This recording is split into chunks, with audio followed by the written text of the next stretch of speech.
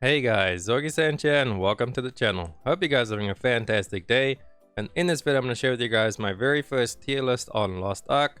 We have titled this the Party Finder Friendly Tier List. It's something that we put as an average between me and my two friends that we raid with, and we usually pug raids, so this is our experience pugging raids where we would place these classes and our experience with them personally, as between the three of us we have played every single class in Lost Ark except for, well, new classes and like very few niche classes, but we know enough about them to place them more or less. So take this all with a grain of salt. This is just our experience and we're putting it into mind without perfect synergy and with an above average player playing it. So like not a bad player, but not a top of the tier best player ever, but a pretty decent player playing it in Party Finder setup, and how they just perform and what you think of them, like if they apply to your group, will you accept them, etc, etc. That is our tier list that we have made together. I have on my left over here, you guys can't see it, I have the tier list already made because I had a discussion with my two friends yesterday. You guys probably seen them before, Scum and Lillian. Shout out to them for their input. And yeah, so I have it all there, but I'm going to do it with you guys over here so we can all do it live and together. So without further ado, let's hop into it. So RE Blade, I believe together we decided to put this on C. And over here is the tiers. We got S for super strong, A for above average, B for basically good. Most classes are going to be in B or A, and then D, don't bring this to my raids, is like pretty much the weaker classes. There's not actually that many in there, but again, this is just our opinion and you can play whatever you want. Every single class can do all the content in the game. So we placed remaining energy on could be better. They did receive buffs recently. They are doing pretty good, but yeah, compared to the other things and how often do we actually see a RE Blade, so this is from our experience in Party Finders as well. That is where we place them. Surge, my friends suggested A. I personally felt like putting this at S, but since this list was actually done as not like the best synergy and having that all the group comp in mind, this is just your average scenario in a Party Finder with an above average player, we put it at A, as it's a little bit harder to pull off and you need synergies to make it really shine, like crit synergy and all that kind of stuff. So we put that at A. It's definitely above average.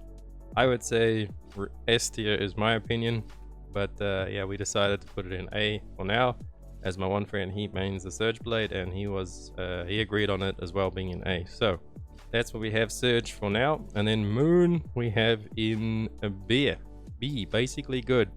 I know nothing about Moon Reapers. Most of the Reapers I see are pretty much dead on the floor anyway. So if you guys know anything about Moon Reapers, let me know down below in the comments. But I have the one friend, he plays both Reapers, and they decided Moon was actually stronger.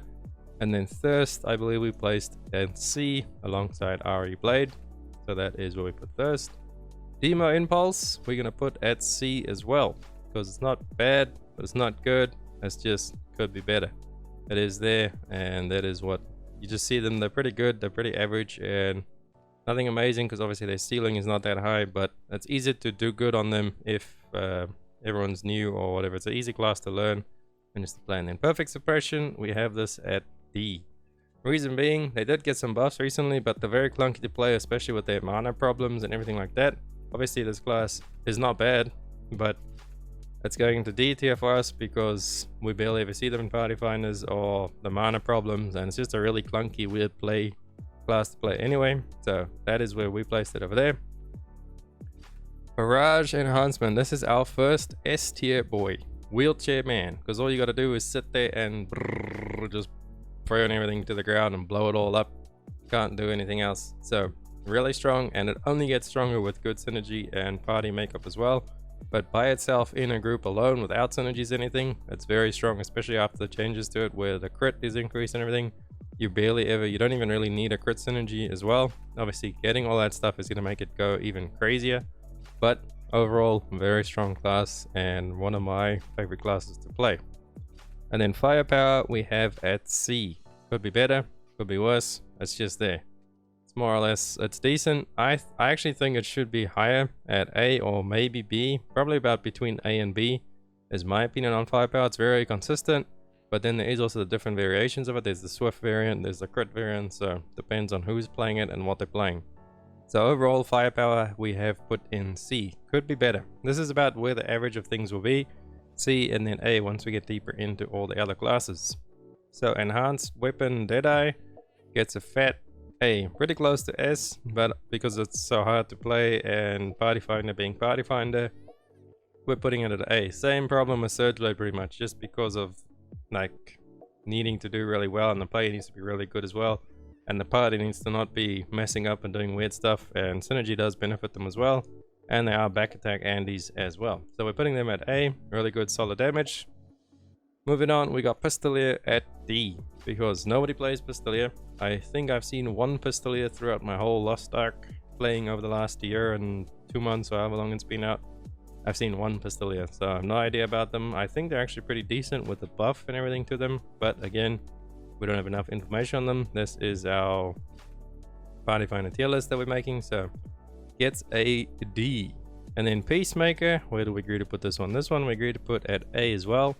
I personally wanted to put it at S because I'm biased and I love my Gunslinger, but again, you got to pull it off well. You need your group to not be doing crazy stupid things, so you can actually get around to doing all your damage. So we got A on the Peacemaker. Time to Hunt we actually put in C. Could be better. I think it's pretty memey, but I think if you build the spec variant it's really strong, then it could probably be in a B over there, maybe an A. Or actually, I don't know if it could be A, like equivalent to Peacemaker. But the Swiftness build as well is not so much damage, but very mobile and really fun to play, and you can just run around the place, and yeah, easy to play, really fast, and nothing too crazy about it. If you like sniper rifles, the Swiftness variant is there, the spec variant as well. I don't know too much about TTH, haven't really tried it at all. I just have my one friend that he plays a little bit, and he started playing it recently. But moving on, we have Evo, and I believe we placed Evo in C as well. Could be better, could be worse. It's pretty much the same as Demo Impulse, except range. I would say, yeah, that's a more or less good place. Maybe B, where their damage is good, but overall, nothing too crazy. Scouter is Scouter, you know, Scouter is what Scouter does. Good, consistent damage all the time, nothing crazy. And then Argentinian skill, we're going to put that at a B. Basically good. It has more damage than Evo. I have never played Argentinian skill. I just know that it has been buffed a little bit, and it's doing pretty good. It's not a meme build as everyone likes to call it, but yeah, so that gets a B. And then Death Strike we put at C apparently, even after all the changes, because everybody obviously plays the other build, which we'll get into in a moment. Yeah, Death Strike is at C. Don't really see that many of them, and the damage is average. But moving on, after the rework, we have Loyal Companion sitting at a good solid A, above average. That's pretty strong right now. It's actually really strong right now. I have actually made a Sharpshooter today. See it in the background there. I'm leveling it up doing the Store Express on my Sharpshooter, so we'll be getting our own Loyal Companion soon. But my friend, with his input, he does have a 1550 Loyal Companion, and he plays it and it does crazy damage. Alright, then moving on to Emperor's Grace. We wanted to put both of the Arcanists in S tier, but we decided to put them... where do we put Emperor? We put them both in the A tier. So Order and Empress, this is swiftness and spec differences are the builds pretty much. But they are really strong, really good. Whenever you see them in Party Finder, they usually perform pretty well, because I mean, whoever plays these classes must really like them, because they're not a good ult to have. Same as with Gunslinger, you got to really focus into it and learn it to really be good at it. So all the Emperor, all the Arcanas we see are pretty good, so we'll put them at A. Desperate Salvation, we did not rank any of the supports in this tier list. As we all know, supports are above S tier. You need them pretty much for every raid, so you'll take them regardless of build or class or whatever. It's not like you're gonna take an artist over a bard or a bard over a paladin. You need any support you can get. Obviously right now there's a DPS shortage, so hopefully we can get some more DPS players in there, but yeah, supports were not included in this ranking. So Igniter we put at a big solid S, because Igniter is Igniter, you know, big doomsdays, everything goes boomsday. You chuck down them doomsdays and you just delete stuff, melt stuff. If you have synergy, it's gonna go crazy, but now with the new hallucination, being able to use that on your set, you can actually get your own crit, so you don't even need a crit synergy that much. Obviously, it is a lot better and more consistent with the crit synergy and then a bard buff or whatever support buff you have at the time. But Igniter is top dog, top of the tier, really does good, strong, crazy damage. And then Reflux, my baby, they actually placed at B. Well, I agreed. It is not that strong compared to all the other builds. And damage wise, it should be less than all these over here. But the way I play Reflux, we could put it in S. but this is going off of our, you know, knowledge of the classes and everything. So Reflux gets a B, basically good. Not good, not bad, but good enough. And then Master Summoner gets a flat S because they are really strong, and this is the spec variant. Does crazy amounts of damage, pretty much Igniter Sork, but faster. Like you can ignite more often for less damage. So like you ignite twice in one Igniter Sork's ignite, but obviously that's going to equal out to roughly the same. Obviously it's not as strong as Igniter, but it's really strong. A little bit clunky and annoying sometimes, especially with your summon. When you summon your big guy, what's his name, Raj or whatever, when you summon him and the boss moves and it's like, oh man. So there's that to deal with, but pretty good overall. Communication Overflow we placed at B alongside Reflux. Not a bad one. It's really fun and consistent. The Swift build with the pets, this really focuses on your pets doing most of the damage. It is a little bit annoying sometimes to play because there's so many buttons to press. I found when I'm playing my one, when you summon your Awakening, you've got to like press V, you've got to press A, R, those are all your, or my pet keybinds anyway. You've got to be spamming like 3 buttons in between doing your Ancient Spear and like animation cancelling that. So it's a lot of work to do it, but it is pretty consistent as really high uptime, obviously with your pets doing a lot of your damage, and you're not having to do that much. I think your pets do like 2/3 of your damage just about, and then you do the rest with your Ancient Spear and some other things. But yeah, really strong, consistent, and good to learn fights and prog through them because of your uptime. Control Glaive gets put into C. Reason being because they are not that great, but they're not bad either. You can definitely play them at a pretty high level. They are a back attack class, entropy class, full swiftness I believe. My friend plays Control Glaive. He reckons they should have been the same as Pinnacle, but me and my other friend decided that Pinnacle is actually better because of the not needing to back attack. And just again, this is a party finder tier list, so what do you, when you look at 2 glaives, you see a Control or a Pinnacle, which one are you more likely to take? Obviously you're going to be more likely inclined to take the Pinnacle. They do really good consistent damage, and you don't need a back attack with a Pinnacle Glaive. That's why they get placed at A. Control gets on C. Maybe we could put this up a little bit higher to B, but we decided on C over there. And then Shock Training gets placed at B. Oh yeah, Shock Training gets a B. Good, but not too good. Damage wise it's really strong, but again, trying to pull that off, and you need a lot of synergy. They really need a crit buff as well, so you need to rely on synergy. And again, this is not the ultimate setting, it's party finder setting, so they get a B for basically good. Not bad, not good, but that is where they get placed. Shock Training. Alright, and then Taijutsu gets the same place as Shock. I know it's a little bit weird, but like I've said 100 times, this is for party finder experience. Tai is very consistent, really easy to play, and really good overall just because of your high uptime being as easy as it is to move around the map, and for newer players or decent players to play in a party finder setting. They also don't really need synergy and any of that stuff to really shine. I mean, synergy helps, but not needed. And then we have Energy Overflow Soulfist gets a B as well. This is the swiftness version. They are a little bit harder to play. That's why they're not so high up on the thing, because you have to actually plan out your hype mode when you want to go into hype mode for what parts of the raid. So if you're new to the raid or whatever, maybe it won't perform as well, or just you're not playing at your like peak level, not knowing the raid 100%. That's why I put them there. They're pretty consistent, but again, you can see really bad ones, you can see really good ones. It's a little bit of a mix there. So we're going to put them at B, but then with Robust, the spec one, we're going to drop them in at A. They're a little bit easier to play because you only really have the one big hype window where you go into hype mode, like your full hype mode, and you just unload everything at the right times.